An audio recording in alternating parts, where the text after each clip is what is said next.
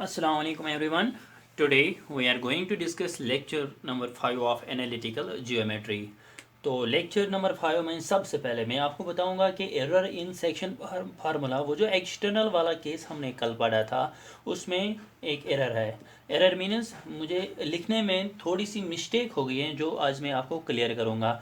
तो section formula, जब हमने दो सेक्शन फार्मूला पढ़ा था, एक पढ़ा था हमने इंटरनल के लिए और दूसरा पढ़ा था हमने एक्सटर्नल के लिए, जो कि आपको पता है, अब बार बार रिपीट करने की ज़रूरत नहीं है. इंटरनल में हमने कहा था x is equal to m1 x2 plus m2 x1 divided by m1 plus m2 x इसके बराबर होता है, ठीक है ना.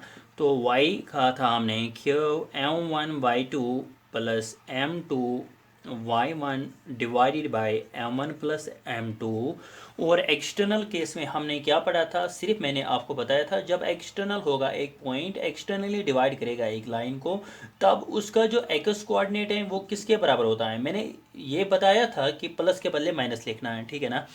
तो मैंने क्या किया था, मैंने ऐसे लिखा था x2 माइनस प्लस के बदले यहाँ पे मैंने माइनस लिखा, मगर ये जो डिनोमिनेटर है ना, इसमें मैंने साइन चेंज नहीं की थी, जो कि मुझे मिस्टेक हो गई थी. तो आप ये भी समझ सकते हैं कि एक्चुअली ये ज़्यादा इम्पॉर्टेंट नहीं है, जिसको मैंने इग्नोर ही किया था. तो लास्ट पे मुझे याद आया और मुझे लिखने में प्रॉब्लम हो गई. तो यहाँ पे देखो, मैंने कमेंट बॉक्स में देखा कमेंट, तो तब मुझे समझ आया कि मैंने गलत लिखा है. तो एक दो स्टूडेंट्स ने वहाँ पे लिखा था कि सर ऐसा है, तो आज मैंने आपके लिए ये ठीक किया. तो m2y1 डिवाइडेड बाई यहाँ पे m1 माइनस m2 है. तो मैंने इस पे जो एग्जांपल दी थी वहाँ पे हमने डिनोमिनेटर में ऐड किया था. वहाँ पे आपको सिर्फ इतना करना है, जो हमारे पास रेशो होगा m1 m2 उसको सब्ट्रैक्ट करना है, जहाँ जहाँ पे प्लस है ना वहाँ पे आपको माइनस लिखना है. तो ये था सबसे पहले जो मुझे आपको कहना था कि कल वाले फार्मूला जो हैं उसमें यहाँ पे हमने प्लस लिखा था, यहाँ पे एक्चुअली माइनस है, जो मैंने कल गलत लिखा था, सॉरी फॉर दैट. तो और आज जो हमें पढ़ना है that is centroid and in centre of a triangle. एक ट्रायंगल का सेंट्रॉयड भी होता है और इन सेंटर भी होता है, तो वही हम आज करेंगे. तो सबसे पहले हम बात करेंगे centroid of a triangle. Centroid of a triangle. तो सेंट्रॉयड क्या होता है, देखो यहाँ पे सेंट्रॉयड, सबसे पहले सेंट्रॉयड को समझने के लिए आपको मीडियन समझना है. एक ट्रायंगल का मीडियन होता है, ठीक है ना.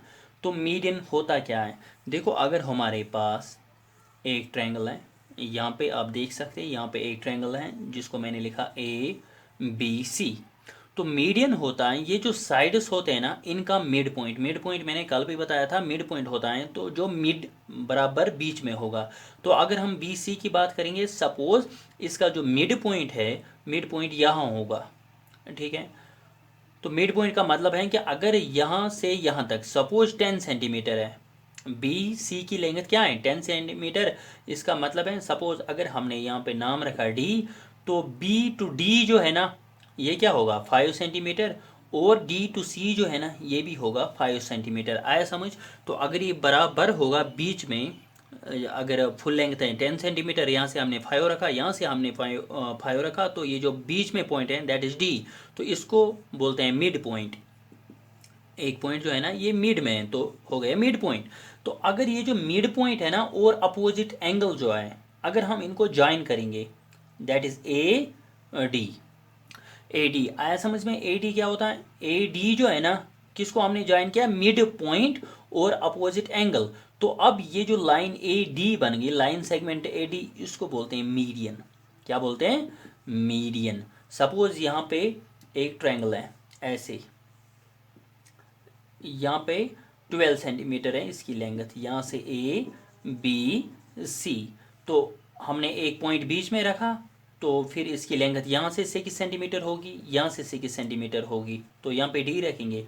अब ये जो D है ना ऐसे, अब ये जो AD है दैट इज़ AD, अब आपको बन गया मीडियन, ठीक है.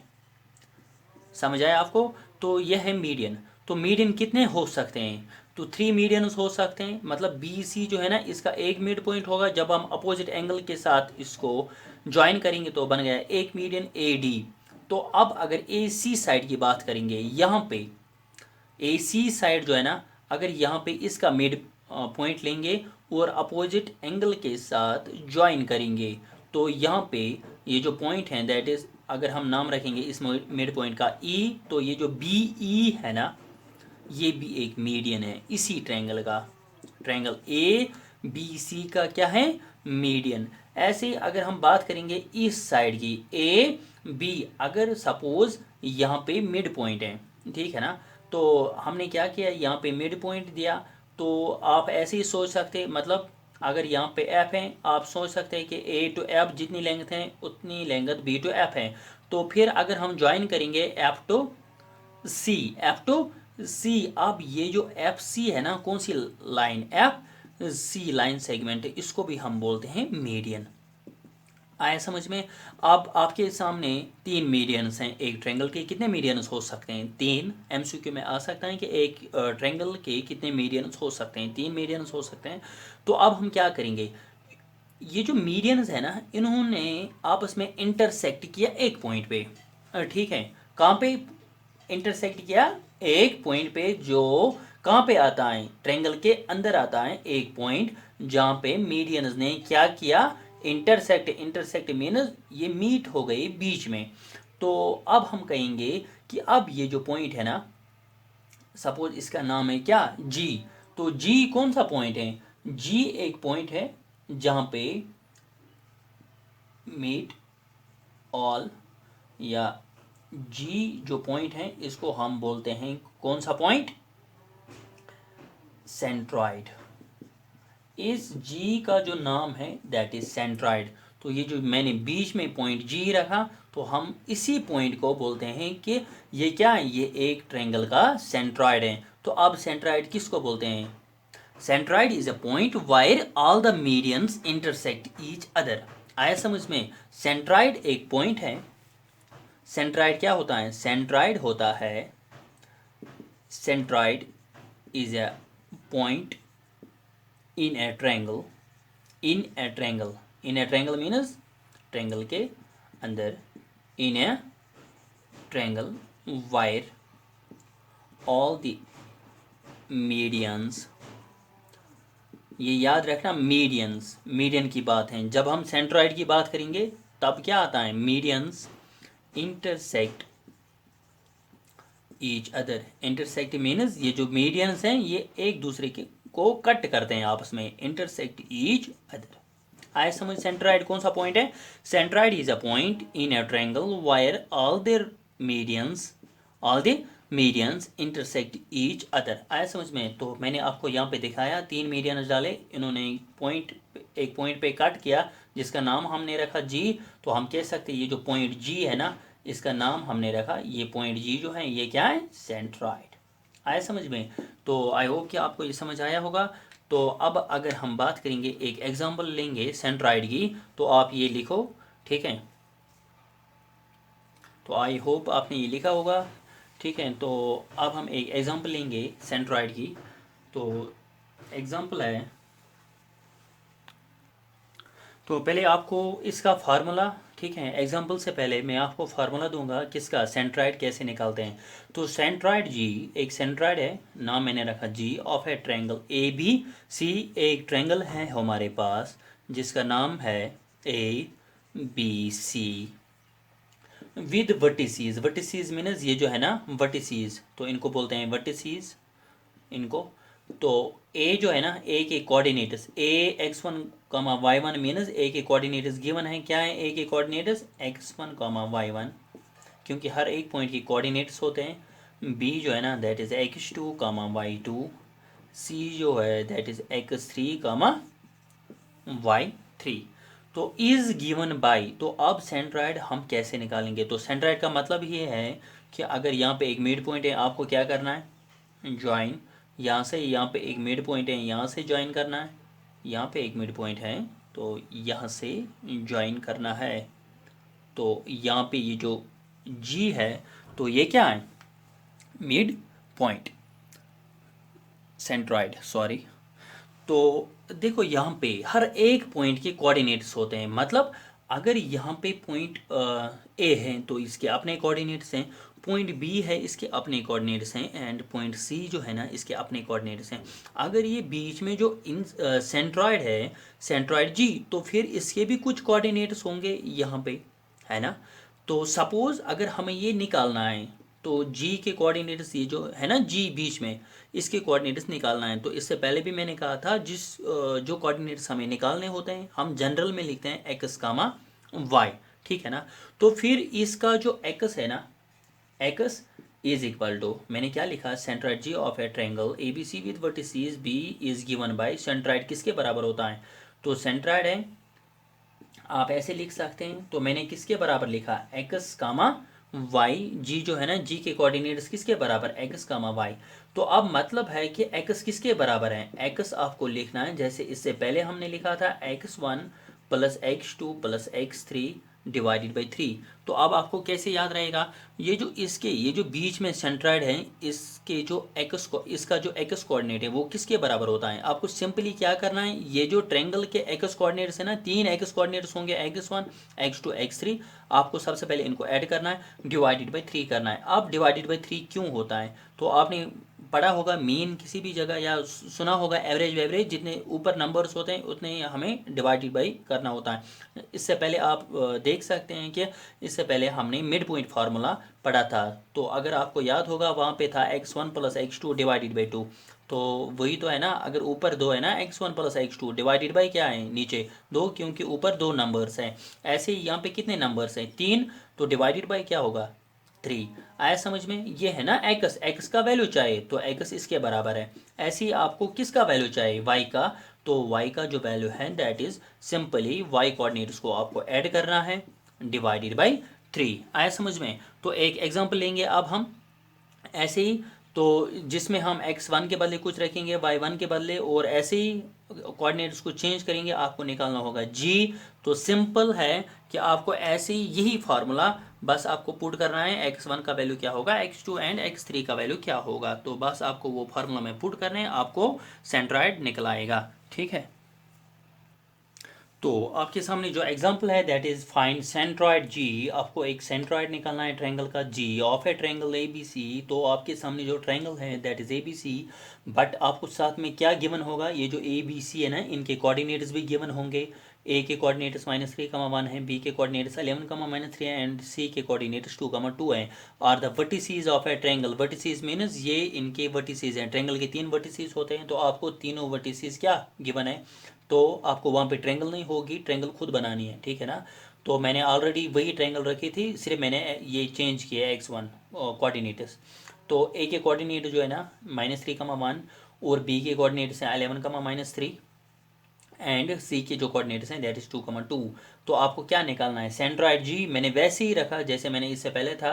तो अगर हमें सेंट्रॉइड जी निकालना है तो हम सबसे पहले इसको रखेंगे x का वाई, ताकि हम x का और y का वैल्यू निकालेंगे। तो अब आप यहाँ पे देख सकते हैं, यहाँ पे जो -3, 1 है ना, अगर आप याद करोगे इससे पहले क्या था, x1, y1। तो मैंने इसीलिए यहाँ पे रखा ताकि आपको ये एज जैसे हमने फार्मूला पढ़ा वैसे ही यहाँ पे समझ आएगा। तो b की जगह यहाँ पे इससे पहले क्या था, x2, y2, और यहाँ पे जो है ना, इन जब हमने फार्मूला पढ़ा तो यहाँ पे क्या था, x3, y3। तो इससे आपको आइडिया मिलेगा कि x1 के बदले इस वक्त -3 है, y1 के बदले 1 है, यहाँ पे x2 के बदले 11 है, y2 के बदले -3 है, x3 के बदले 2 है, y3 के बदले 2 है। तो आपको ये सब समझ आएगा।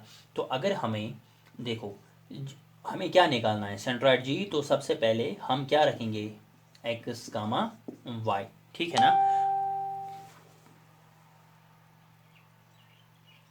तो हमने क्या किया, सेंट्रॉइड रखा x, y। अब हमको क्या करना है, x और y का वैल्यू निकालना है। तो आपको याद होगा मैं फार्मूला लिखूंगा ताकि आपको वैसे ही समझ आएगा। तो नहीं लिखोगे वो तो ज़्यादा बेटर है।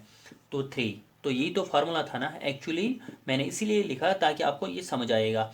तो एक्चुअली ये सिंपल होता है कि x मीनस ये जो x कोऑर्डिनेट्स हैं इनको ऐड करना है, डिवाइडेड बाई 3 करना है। तो आप देख सकते हैं x1 के बदले यहाँ पे -3 है, प्लस x2 के बदले यहाँ पे 11 है, प्लस x3 के बदले यहाँ पे 2 है, डिवाइडेड बाई यहाँ पे फार्मूला का 3 है। तो सिंपल मैंने क्या किया, ये जो एक्स कोऑर्डिनेट्स थे इनको ऐड किया, डिवाइडेड बाई 3 किया। तो अगर किसी को यहाँ पे समझ नहीं आएगा, यहाँ पे 11 + 2 है दैट इज़ 13, क्या है 13, इन दो को ऐड करके 13 आता है, 13 को सब्ट्रैक्ट करना है -3, तो वो क्या आएगा 10 डिवाइडेड बाई 3। तो x का जो वैल्यू है ना, x मीनस एक्स कोऑर्डिनेट जो सेंट्रॉइड का है दैट इज 10/3। अब क्या निकालना है y का, तो y किसके बराबर होता है y1 + y2 + y3 divided by 3। Simple आपको क्या करना है, y कोऑर्डिनेट्स को ऐड करना है। तो आप देख सकते हैं y1 के बदले यहाँ पे y कोऑर्डिनेट है 1 प्लस यहाँ पे क्या है -3। तो अगर मैंने यहाँ पे प्लस लिखा फार्मूला का, y फिलहाल मुझे ब्रैकेट में रखना है -3, तो y3 के बदले क्या है 2 divided by 3 is equal to, यहाँ पे क्या है 1 प्लस माइनस होता है माइनस, क्योंकि यहाँ पे दो साइनस है, दो साइनस जब है तो हमें मल्टीप्लिकेशन करके इसको एक ही बनाना है, plus minus minus 3 + 2 divided by 3। यहाँ पे आप देख सकते हैं यहाँ पे इसकी साइन प्लस है, इसकी साइन प्लस है, तो जो सेम साइन होती हैं तो पहले आप इनको ऐड करो। तो +1 + 2 होता है +3, आया समझ, और साथ में -3 डिवाइडेड बाई 3। तो यहाँ पे अपोजिट साइन है ना प्लस, और एक की साइन प्लस है, दूसरी की साइन माइनस है, तो जब भी अपोजिट साइन होती हैं तो हम सब्ट्रैक्ट करते हैं। +3 -3 होता है 0 डिवाइडेड बाई 3। तो anything divided by 0 is sorry, 0 को अगर हम कुछ भी डिवाइड करेंगे तो वो 0 के बराबर ही आएगा। तो y का जो वैल्यू है ना वो क्या है 0। तो आपने जो लेट किया था किसके बराबर, x का y, आप वहाँ पे लिख सकते हैं x का जो वैल्यू है दैट इज 10/3 और y का जो वैल्यू है दैट इज 0, इन ब्रैकेट्स में रखना है, ताकि क्योंकि ये जो पॉइंट है, जो भी पॉइंट है ऑर्डर्ड पेयर होता है ब्रैकेट्स में, जो कि आपको ऑलरेडी क्लियर है कि ऑर्डर्ड पेयर कैसे लिखते हैं। तो अब आपने देखा कि सेंट्रॉइड आपका क्या निकला 10/3, 0। ये फार्मूला लिखने की कोई ज़रूरत नहीं, आप डायरेक्ट एक्स कोऑर्डिनेट उसको ऐड करके डिवाइडेड बाई 3, वाई कोऑर्डिनेट उसको ऐड करके डिवाइडेड बाई 3 कर सकते हैं, आपका आंसर फिर भी आएगा। ठीक है, तो ये एक एग्जाम्पल थी सेंट्रॉइड पे। तो आप चाहे तो आप बाकी एग्जाम्पल्स खुद कर सकते हैं। तो अब हम करेंगे इन सेंटर।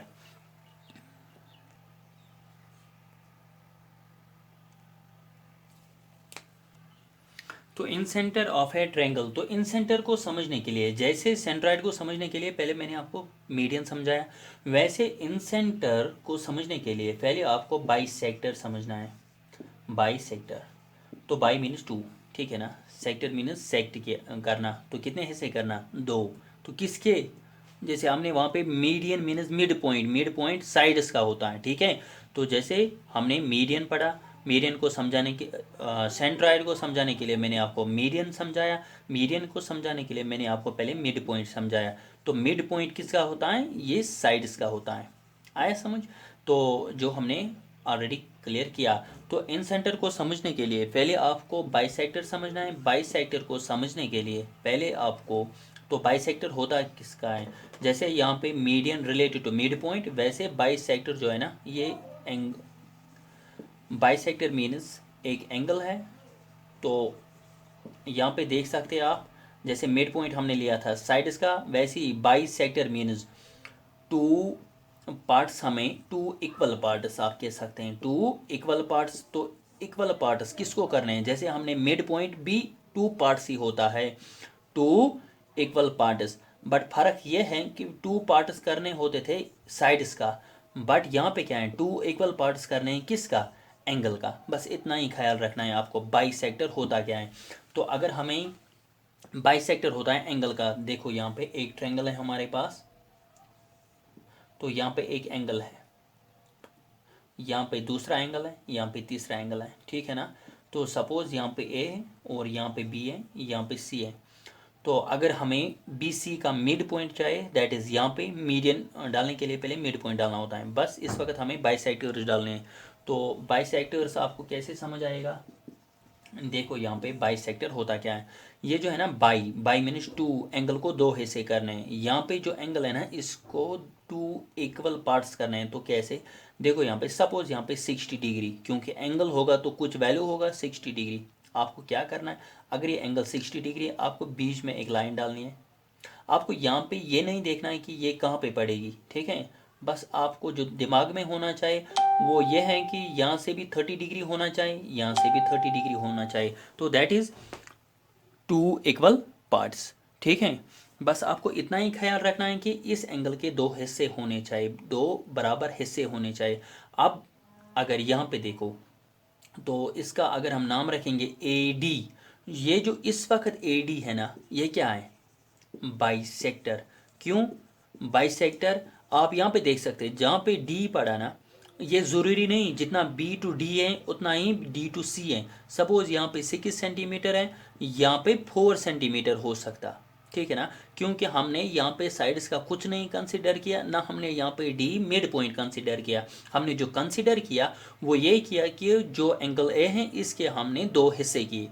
आया समझ? बस इतना ही आपको दिमाग में रखना है। तो ये जो बी है ना, सपोज यहाँ पे ये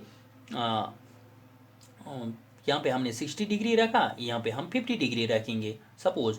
तो यहाँ पे जब आप इसका बाइसेक्टर डालोगे तो बाइसेक्टर किसका होता है, याद रखना बाइसेक्टर किसका होता है, एंगल का। साइड्स के साथ इसका कुछ रिलेशन नहीं है, तो एंगल होता है। तो कहाँ पे वो जो मिड पॉइंट हम डालते थे मीडियन, वो भी अपोजिट एंगल से।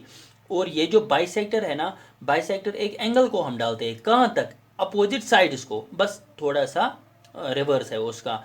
तो यहाँ पे हमने जब बाइसेक्टर डाला तो आपको समझ आना चाहिए, अगर ये 50 डिग्री है तो यहाँ से भी 25 डिग्री होगा, यहाँ से भी 25 डिग्री होगा। आया समझ? आई होप कि आपको ये समझ आया होगा। सी है ना, तो 60 + 50 कितना होता है, 110। तो ये तो सीधी सी बात है, ये 70 डिग्री होगा, क्योंकि sum of interior angles of a triangle होता है, अगर हम सम करेंगे 180 डिग्री के बराबर, तो ये तो 70 डिग्री के बराबर। जब आप यहाँ से क्या करोगे, जब आप यहाँ से बाइसेक्टर डालोगे, तो बाइसेक्टर मैंने नाम कहा, तो यहाँ से 35 डिग्री होगा, यहाँ से 35 डिग्री होगा। तो बस फ़र्क इतना ही है कि एंगल के हमें दो हिस्से करने हैं, दो इक्वल पार्ट्स करने हैं। तो यहाँ पे ये जो बीच में पॉइंट आ गया, तो हम इस पॉइंट को क्या कहेंगे, वो तो जहाँ पे मीडियंस आपस में इंटरसेक्ट करते हैं, आपस में मीट करते हैं, तो उसको हम बोलते हैं क्या, सेंट्राइड। अब यहाँ पे जहाँ पे बाइसेक्टर्स मीट करते हैं, ठीक है ना, तो इन सेंटर जो है ना, इसको हम डिनोट करते हैं आई से, तो सेंट्राइड को हम डिनोट करते हैं जी से।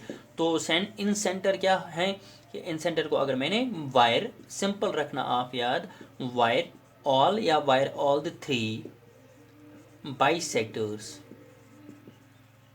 मीट या इंटरसेक्ट, एक ही बात है, इंटरसेक्ट ईच अदर। ये भी एक पॉइंट ही होता है, जैसे हमने कहा था ना point wire all the 3 bisectors intersect each other.